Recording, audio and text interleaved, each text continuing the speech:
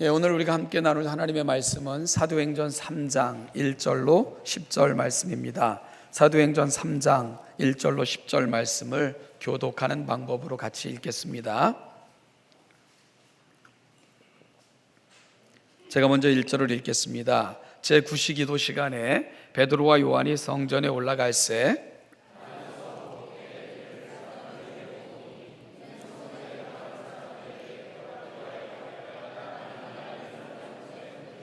그가 베드로와 요한이 성전에 들어가려 함을 보고 구걸하거늘 그가 그들에게 무엇을 얻을까 하여 바라보거늘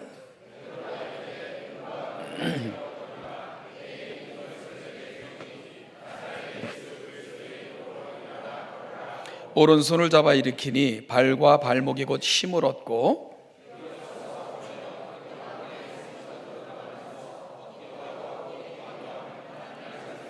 모든 백성이 그 걷는 것과 하나님을 찬송함을 보고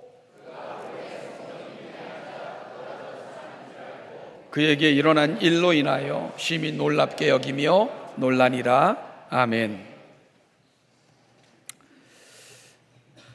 혹시 누군가가 여러분들에게 왜 예수가 필요해요?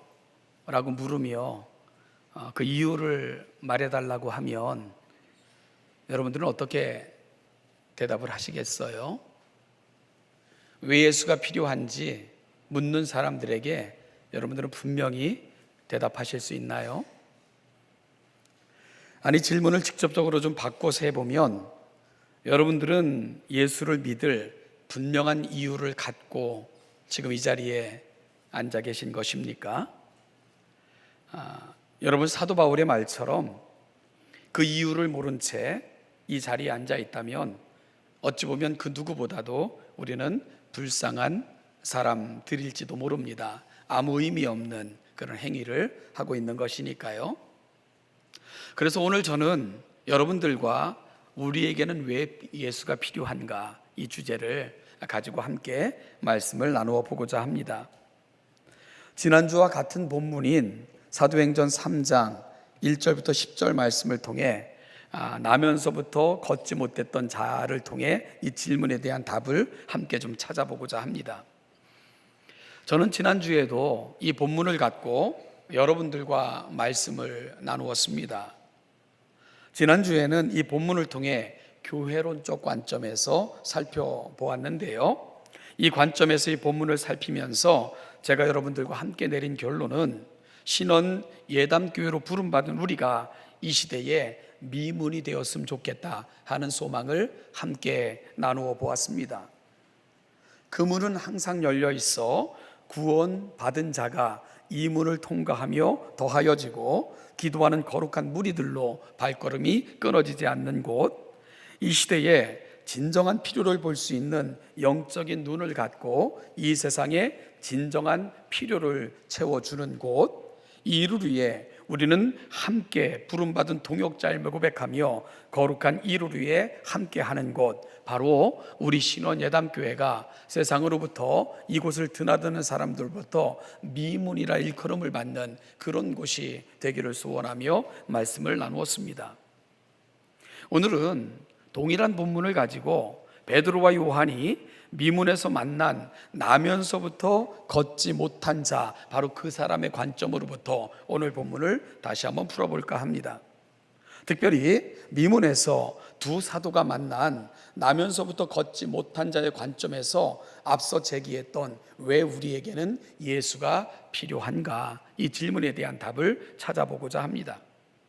어찌 보면 나면서부터 걷지 못했던 자가 들려주는 신앙 고백적 그런 측면으로 본문을 한번 다루어 볼까 해요. 그럼 다시 한번 질문하며 본문을 시작합니다. 왜 우리에게는 예수가 필요합니까?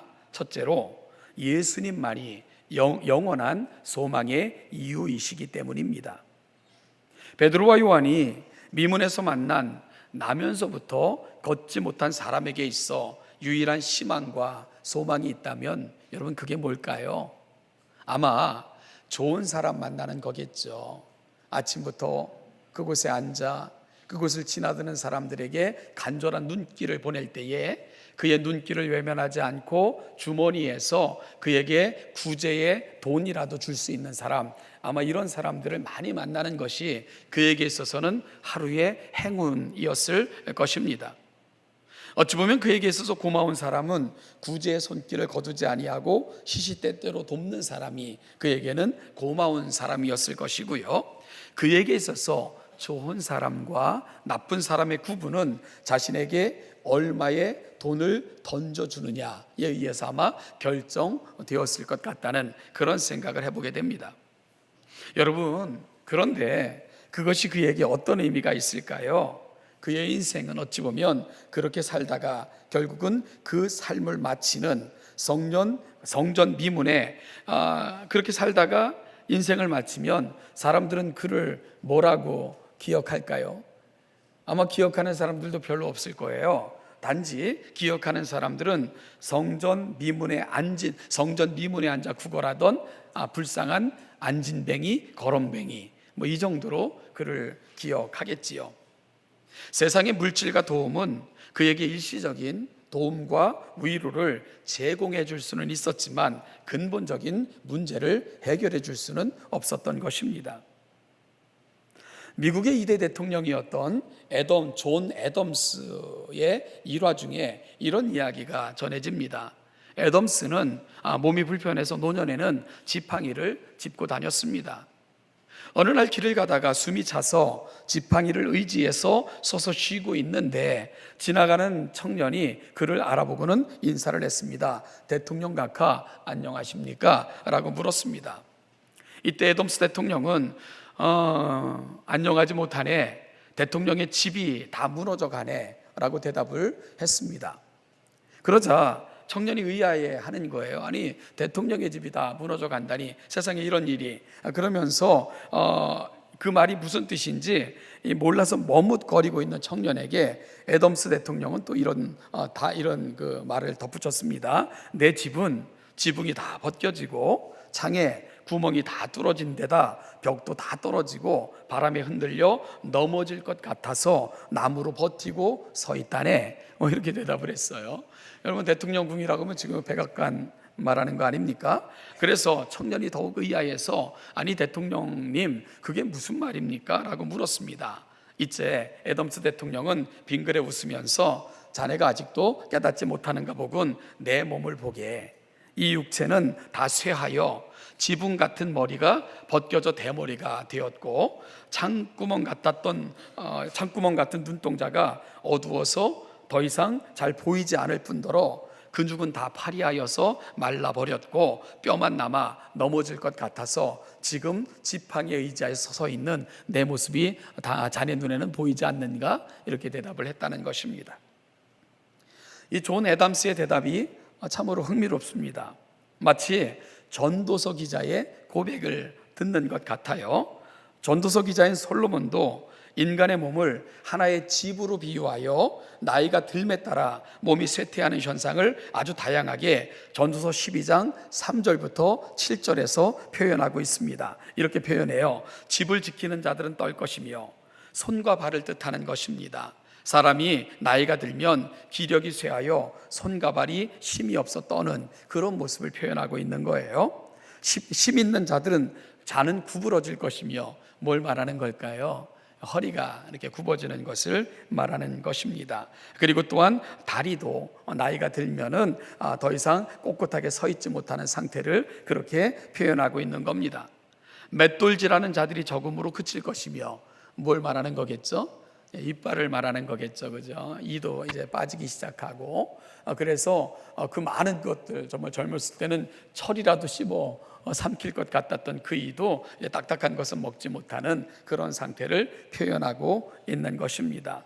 창들로 내어다 보는 자가 어두워질 것이며 이제 눈도 흐려지기 시작을 하고요. 그리고 그 많은 것을 보려고 애썼던 눈도 이제 보는데 한계를 갖게 되는 거죠. 바로 솔로몬도 전도서에서 인생이 나이가 들어가는 모습을 이렇게 표현하고 있는 것을 우리가 볼 수가 있게 됩니다. 요즘 이게 그 세간에 화제가 되었던 책 중에 유발 하라리라라는 사람이 쓴 책 중에 호모데우스라는 책이 있습니다. 여러분, 이 책에서 저자는 세계의 지배자가 된 인류가 스스로를 어떻게 신으로 업그레이드 하기를 원하는가 하는 것에서, 그런 관점에서 이 책을 써내려가고 있는 겁니다. 호모는 인간을 말하는 단어고요, 데우스는 신이라는 라틴어입니다. 그래서 호모데우스는 인간과 신의 합성어가 되는 것이지요. 여러분, 21세기 인류의 가장 중요한 프로젝트가 뭔지 아세요? 바로 인간이 신이 되고자 하는 그런 프로젝트를 세워서 지금도 그 프로젝트를 이루어가고 있다는 것입니다. 그리고 마치 인간들은 많은 부분에서 성과를 낸 것처럼 떠들고 있고요, 그 성과를 자랑하고 있다는 거예요. 그래서요, 여러분, 신만이 갖고 있는 능력이 뭡니까? 바로 창조의 능력입니다. 생명을 창조하고 다루는 능력, 그걸 인간이 갖게 됐다는 거예요. 그래서 인간은 스스로의 힘으로, 능력으로, 그리고 그들이 이룬 실적으로 말미암아 인간의 수명을 늘릴 수도 있고 새로운 생명을 창조할 수도 있고, 인간은 이미 신의 경지에 이르렀다, 이런 얘기를 하고 있는 거예요. 그래서 신종어가 호모데우스라는 말을 사용하게 됐다는 겁니다.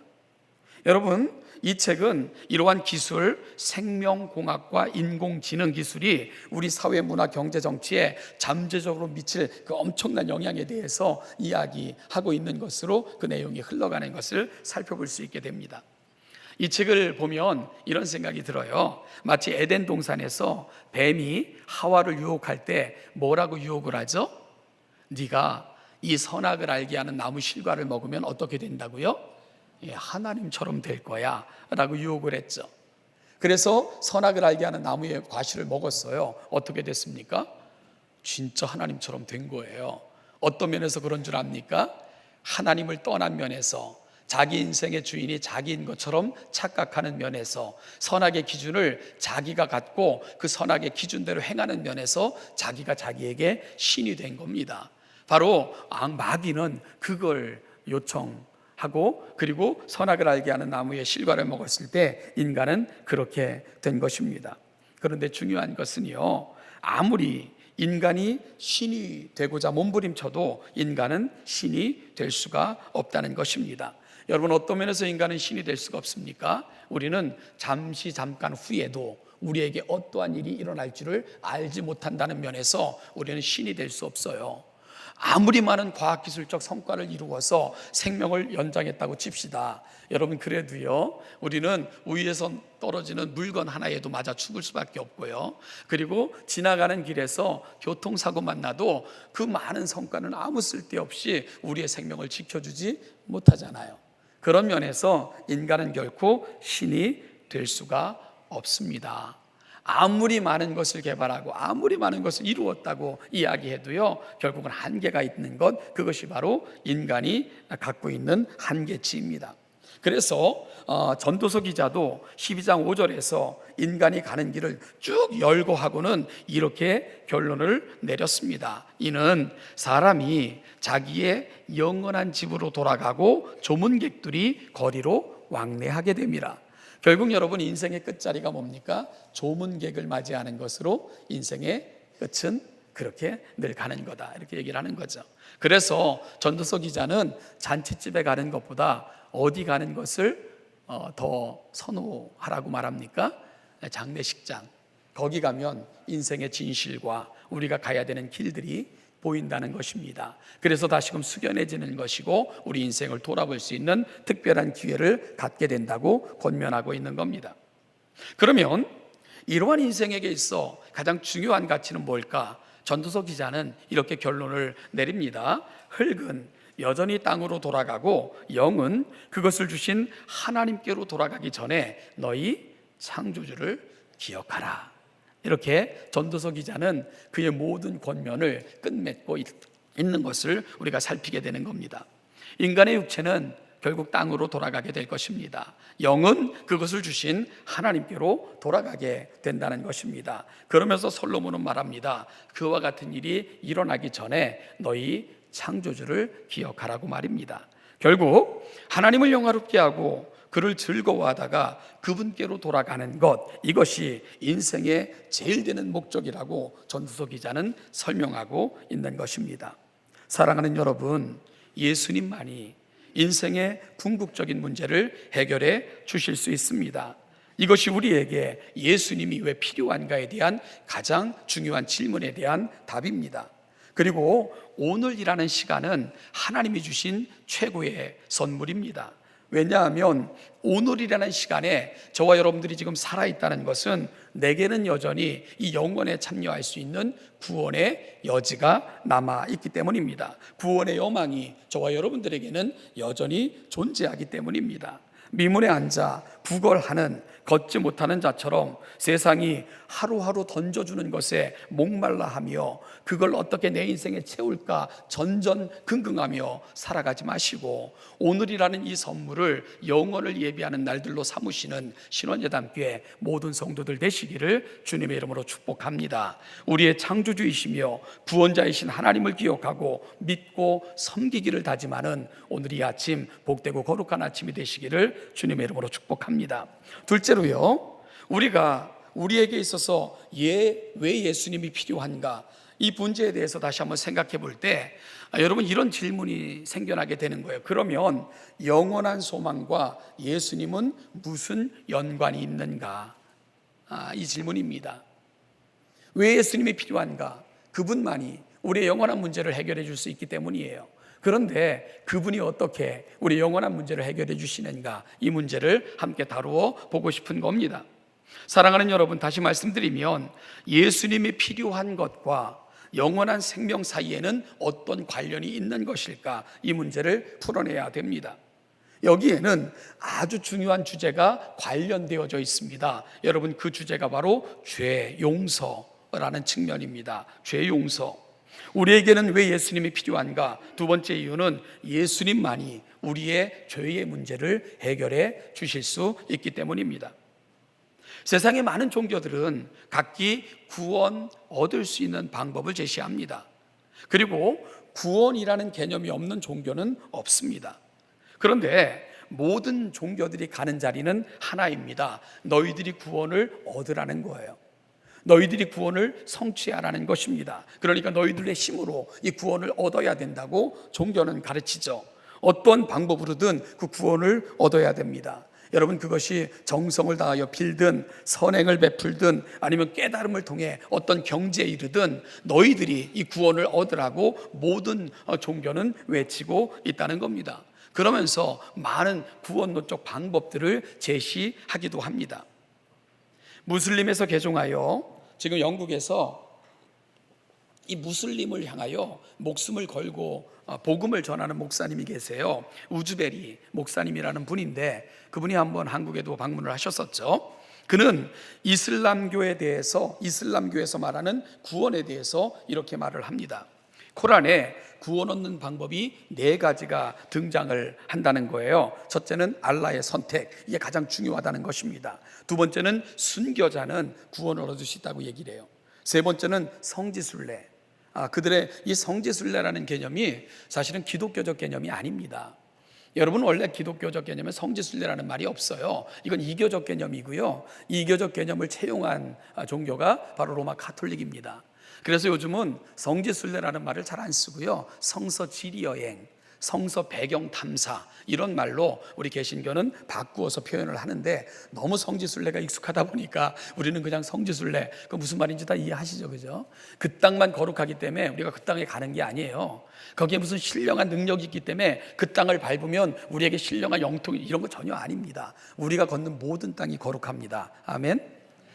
그러니까 여러분들이 성인이기 때문에, 여러분들이 성도기 때문에 여러분이 걷는 그 땅이 거룩한 거예요. 이 사실 놓치지 마십시오. 여러분들이 여기 계시니까 여기가 거룩한 거고, 여러분들이 밖으로 가면 거기가 거룩한 거고, 여러분이 걷는 모든 땅이 거룩한 것입니다. 그게 바로 성지입니다. 놓치지 않았으면 좋겠습니다. 여러분, 그래서 그들에게 있어서는 그럼에도 이 성지순례, 근데 그 성지순례 어디를 말합니까? 사우디아라비아 메카를 말하는 거예요. 그 시커멓게 지어진 건물이 있죠. 거기에 가가지고 마귀를 향해 돌을 던지며 그 마음을 안락게 드리는 것, 이것이 그들에게 있어서는 아주 중요한 구원 얻을 수 있는 덕목이 됩니다. 네 번째는 선행입니다. 이런 것들을 통해 구원을 얻을 수 있다고 이슬람교는 가르쳐요. 그래서 그들은 모든 일을 숙명으로 가르치죠. 그래서 신의 뜻에 가장 숙명론적으로 반응하는 사람들이 이슬람교예요. 어떤 일이 일어나든 인샬라, 그거 끝나는 거예요. 신의 뜻인 거예요, 그게 다. 그런가 하면은 그들은 자살폭탄이라는 이런 말도 안 되는 방법을 통해서 순교자의 반열에 들어가고자 하는 것, 그들이 왜 이렇게까지 합니까? 그들에게 제시된 구원의 방법 중에 하나이기 때문인 거예요. 그런가 하면은 그들은요, 빚을 내서라도 성지를 다녀오면 그들 문에다가 순례자의 집이라는 표차를 달아줘요. 그럼 그걸 자랑스럽게 여깁니다. 그들의 공적이 쌓여가는 것입니다. 그런가 하면은 그나마 긍정적인 것은 선행을 구원의 조건으로 이야기하기 때문에 그들은 또한 힘써 구제하기를 힘쓰는 것도 그들의 종교가 갖고 있는 특징입니다. 그런데 아즈베리 목사의 다음과 같은 이야기를 우리는 주목해야 됩니다. 모든 무슬림이 구원을 받기 위해 실천하려고 노력을 합니다. 하지만 이 방법 중 어느 것 하나도 구원을 완전하게 보장해 주지는 못합니다. 자기 경험을 이야기하는 거예요. 이와 같은 것을 행한다고 해서 내가 구원의 확신에 이를 수 있는가? 그렇지 못했다는 겁니다. 그래서 그는 구원의 새로운 방법을 경험했고 그가 체험했는데 그것이 바로 기독교라는 거예요. 그래서 그는 이 도를 힘써 전할 수밖에 없다고, 그는 지금도 곳곳에 이 복음을 전하며 다니는 목사가 된 것입니다. 사랑하는 여러분, 우리의 한계, 우리의 힘 가지고 구원의 문제를 해결하라고 하면 우리가 어떻게 그 구원의 문제를 해결할 수 있겠어요? 도대체 얼마나 선행을 베풀면, 우리가 얼마만큼 능력이 있으면, 아니면 우리가 얼마만큼의 돈이 있으면 우리의 구원을 사거나 아니면 구원을 얻기에 합당할 만큼 우리가 행할 수 있을까요? 여러분, 이것은 우리에게 어떠한 답도 제공해 주지 못하는 거죠. 그래서 하나님께서 이 일을 연약한 우리에게 맡기시지 않으신 것입니다. 하나님께서 친히 해결해 주셨습니다. 그것은 죄 없는 자로 죄 있는 자의 죄를 대신해 죽게 함으로 그 공로로 의롭다함을 얻게 하는 이 방식을 통해 하나님은 하나님의 사람들을 부르시기로 작정하신 것입니다. 이것을 가리켜 의롭다 칭함을 받는다 하여 칭의라고 우리가 부르게 된 거예요. 우리에게 조건이 있어서 우리가 의롭게 되는 것이 아니고요, 우리는 아무 의에 대한 공로가 없지만 그 의의 공로가 우리 가운데 주어져 의롭다고 칭함을 받게 되는 수동적 개념이 칭의라는 개념 속에 들어있는 것입니다. 공로 없는 자가 누군가의 공로로 의롭다고 인정을 받게 되는 것입니다. 여러분, 그러면 하나님이 우리를 사랑하시기에 우리에게 주신 스스로 해결할 수 없는 우리를 향해 하나님이 펼쳐가신 칭의의 방법이 뭡니까? 다시 말씀드리면 우리는 어떻게 하면 의롭다 칭함을 받을 수가 있습니까? 예수 그리스도, 그분만이 답인 거예요. 우리의 죄 때문에 죄 없는 그분이 인간의 몸을 입고 이 땅에 오셔서 우리의 죄 때문에 십자가에 못 박혀 돌아가셨습니다. 하나님은 믿음의 눈으로 내게는 구원의 여망이 없지만 나를 사랑하셔서 아들까지 보내주신 하나님, 그렇게 십자가에 매달리신 예수 그리스도 믿음의 눈으로 그분만 바라보면 그분이 나의 죄 때문에 흘리신 그 보혈을 내게 더 씌워 내 모든 죄를 사하여 주시겠다고 약속하신 것입니다. 이걸 가리켜 우리가 전가된 의라 이렇게 부르는 거예요. 그렇게 십자가 앞에 나아가 예수를 바라보는 자들은 의롭다 칭함을 받게 됩니다. 이 사건을 칭의라 그렇게 부르는 거예요. 하나님이 우리의 죄에 대해서는 눈 감으시고 나 때문에 십자가에 못 박혀 돌아가신 예수 그리스도, 그를 믿는 우리들에게 하나님께서는 거룩함의 옷을 입혀주시는 사건, 이것이 바로 구원이며 이걸 가리켜 우리가 칭의, 의롭다 인정함을 받았다라고 고백을 하는 것입니다. 칭의 사건입니다. 이것이 하나님께서 우리에게 요청하시고 우리의 구원을 위해 예비하신 유일한 방법입니다. 여러분, 다른 길이 있나요? 유치부 아이들도 알아요. 다른 길은 다른 길은 없어요. 다른 길은 없어요. 이것만이 하나님이 예비하신 유일한 구원의 길이고 유일하게 우리가 구원 얻을 수 있는 가능한 방법으로 제시하신 것이기에 우리는 그 길을 향해 나아가야 되는 것입니다. 사랑하는 여러분, 죄의 용서가 왜 이렇게 중요한지, 죄가 얼마나 심각하다는 걸 생각해 보신 적이 있어요? 죄가 용서되지 않으면 어떻게 해야 되는 겁니까? 죄에 대한 대가를 받아야 되는 거예요. 이 죄의 심각성에 대해서 이렇게 어떻게 좀 말씀을 드려볼까 그러다가 아주 오래된 농담 같은 그 얘기가 하나 생각나서 할 테니까요. 그냥 이해하고 들어주시기 바랍니다. 기독교 버전이 아니기 때문에 그것도 좀 이해해 주시고요. 흥부와 놀부의 이야기입니다. 흥부와 놀부가 둘 다 죽어 같은 날 염라대왕 앞에 섰어요. 염라대왕은 흥부의 이력을 먼저 쭉 살펴보고는 그에게 5가지 죄가 있다는 걸 발견하고는 그에게 선언하기를 그 주변에 모셔 있는 그 사람들에게 말하기를 이는 세상에서 5번의 죄를 졌으니까 바늘로 5번을 찌르거라. 그래가지고 5번을 찌르는 벌을 받았어요. 이 장면을 보고 있는 놀부가 큰일 났습니다. 잔뜩 긴장하고 있는데 염라대왕이 놀부의 이력을 쭉 살펴보기 시작을 했습니다. 그리고는 인상을 잔뜩 찌푸리고는 뭐라고 심판을 내렸는지 아시죠? 어떻게 내렸습니까? 재봉틀로 박으라. 그랬다는 거예요. 이건 도무지 헤아릴 수가 없는 거예요. 제가 재봉틀로 박으라 그랬다는 거예요. 여러분, 죄는 반드시 그 대가를 지불해야 돼요. 그래서 죄 용서가 얼마나 귀하다는 걸 여러분 아셔야 됩니다. 우리가 마땅히 지은 죄에 대한 대가를 하나님 우리에게 묻지 않으시겠다는 거예요. 용서하시겠다는 겁니다. 그리고는 우리를 하나님의 자녀의 자리로 앉혀주시겠다는 거예요. 이를 위해 예수를 보내주신 거예요. 그러니 여러분, 예수 믿는 것만큼 우리 가운데 되어진 사건 중에 가장 귀하고 신비로운 사건은 없는 것입니다. 이것만큼 우리가 받은 큰 은혜가 세상에 없는 거예요. 그러면 내가 받아야 될 마땅한 마땅한 대가를 하나님은 사하셔서 우리에게 그 모든 죄에 대한 대가를 우리 가운데 묻지 않으시고 친히 그 대가를 감당하시고 우리를 구원해 주신 것입니다. 그래서 우리에게는 예수가 필요한 것입니다. 예수로 말미암지 않고는 죄의 문제가 해결될 수 없기 때문입니다. 마지막입니다. 왜 우리에게 예수가 필요한가? 여러분, 오늘 그 마지막 이유를 말씀드리면서 결론을 맺고자 합니다. 그것은 예수님만이 우리 삶을 바꾸실 수 있기 때문입니다. 오늘 본문에는 한 비참한 인생이 등장을 합니다. 날 때부터 걷지 못한 안진뱅이입니다. 사람들의 동정으로 하루하루를 구걸하며 살아갈 수밖에 없었던 인생. 어느 날 베드로와 요한이 그 곁을 지나갑니다. 그는 그들의 자비를 구하며 안타까운 눈치를 보내며 구걸합니다. 베드로와 요한은 그를 주목합니다. 그리고는 그에게 말합니다. 네가 바라는 은과 금은 우리에게 없습니다. 그 대신 우리에게 있는 가장 소중한 것을 그대에게 주겠습니다. 여러분, 그들이 그 구걸하는 안진뱅이에게 준 그들이 가지고 있는 최고의 선물, 그것이 뭡니까? 나사렛 예수 그리스도. 그분이 그들에게 찾아오셔서 이루신 그 엄청난 복음을 그에게 전하고 있는 겁니다. 그리고는 그의 손을 잡고 일으키면서 나사렛 예수 그리스도의 이름으로 명하노니 일어나 걸으라고 그에게 축복을 합니다. 그러자 그의 발과 발목이 곧 힘을 얻어 뛰어 서서 걸으며 그들과 함께 성전으로 들어가면서 걷기도 하고 뛰기도 하며 하나님을 찬양하는 인생이 되었습니다. 그 사람들이 그런 그의 모습을 보고 말합니다. 그가 본래 성전 미문에 앉아 구걸하던 사람이 아니냐? 그러면서 그에게 일어난 엄청난 일을 놀랍게 여기면서 놀랐다고 누가는 기록하고 있는 것입니다.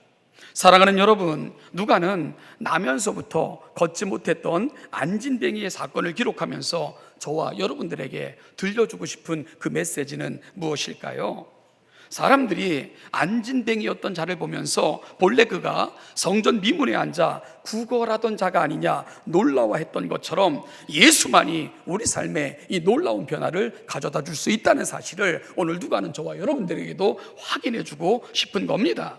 미문에 앉아 구걸하던 안진뱅이는 예수를 만났을 때 그의 자리를 박차고 일어났고 이 일을 이루신 하나님을 찬송하는 삶을 살았던 것처럼 오늘 예수님은 우리에게도 이 놀라운 일을 이루실 수 있는 분인 것을 보여주고 싶은 것입니다.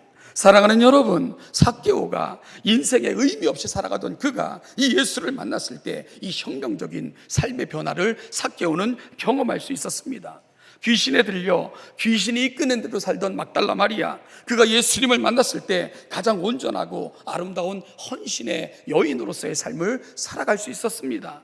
사도 바울은 예수님을 만났을 때에 멸시하고 저주했던 그 십자가를 지고 십자가를 전하며 평생 하나님의 제자로 그렇게 살아가는 삶의 대전환을 경험할 수 있었습니다. 그래서 오늘 이 본문을 통해 누가는 저와 여러분들에게도 질문하고 있는 듯합니다. 여러분은 어떠세요? 이렇게 말입니다. 예수님 때문에, 예수님으로 인하여 예수님과 함께 사는 그 새로운 삶을 여러분들은 경험하고 사시나요? 이 사실을 저와 여러분들에게 질문으로 던지고 있다는 생각을 해보게 됩니다. 사랑하는 여러분, 여러분은 어떻습니까? 예수님 때문에, 예수님으로 인하여 이 혁명적인 삶의 역사를 경험하고 있나요? 아니면 여전히 성전 미문에 앉아 구걸하며 하루하루 소망 없이 살던 그 안진뱅이의 모습으로 세상이 던져주는 것을 흠모하며 세상이 던져주는 것으로 내 영을 채우고 그것만이 평안과 행복의 조건인 것처럼 착각하며 그렇게 살아가고 있는 것이 오늘 저와 여러분들의 모습은 혹시 아닙니까? 여러분 생각을 한번 해보세요.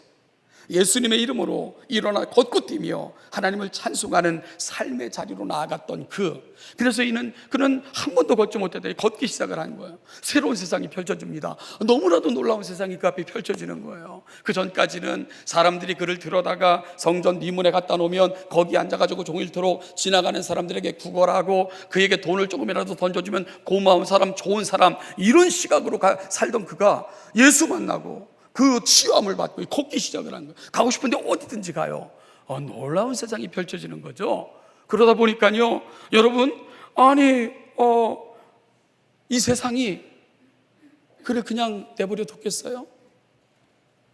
많은 시험과 많은 유혹들이 그의 인생에 찾아오지 않았겠습니까?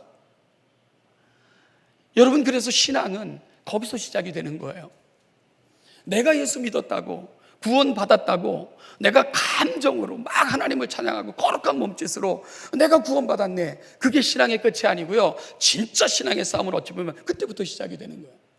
그가 발로 걸어가는 세상, 그가 보는 것들, 새롭게 경험하는 것들, 진짜 신앙의 실력은 거기서 드러내야 되는 겁니다.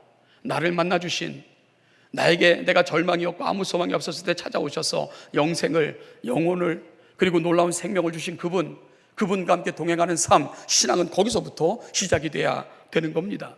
사랑하는 여러분, 그래서 오늘 본문은 저와 여러분들에게 도전하는 거예요.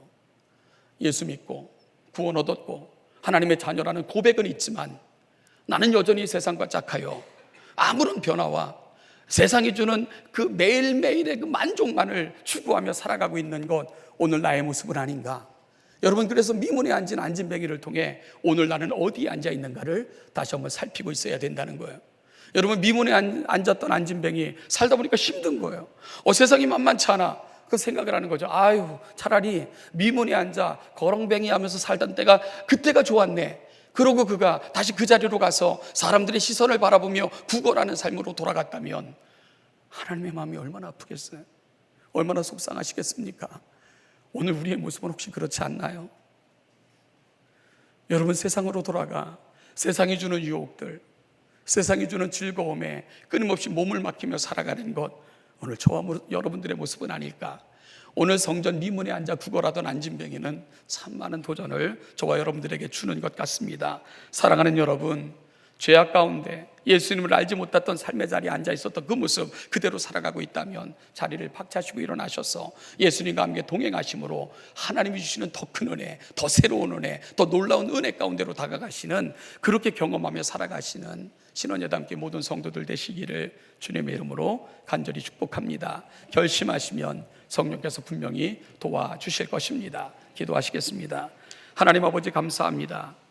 오늘 이 아침 하나님의 은혜 앞으로 나아갑니다. 하나님 아버지, 예수를 입으로 부르며 예수의 십자가가 나의 사건임을 고백하고 그로 말미암아 내 죄가 사하여졌다는 고백을 안고 살면서도 여전히 성전 미문에 앉아있는 안진뱅이의 모습으로 살아가는 것이 우리의 모습은 아닌가를 다시 한번 돌아보기를 소원합니다. 세상에 귀를 기울이고 세상을 앙망하며 세상이 주는 달콤함, 세상이 주는 그 유혹의 몸짓을 거절하지 못해 여전히 몸을 맡기며 살아가고 있는 것, 우리의 모습은 아닌가 돌아보게 하옵소서. 우리의 자리를 박차고 일어나 하나님을 찬양하며 세상에 내게 되어진 이 놀라운 일들을 전파하며 보여주는 자로 살아가는 우리 신원예담교회 복된 성도들, 그들의 삶의 자리가 되도록 그리 역사하여 주시옵소서. 감사드리며 예수님의 이름으로 기도하옵나이다. 아멘.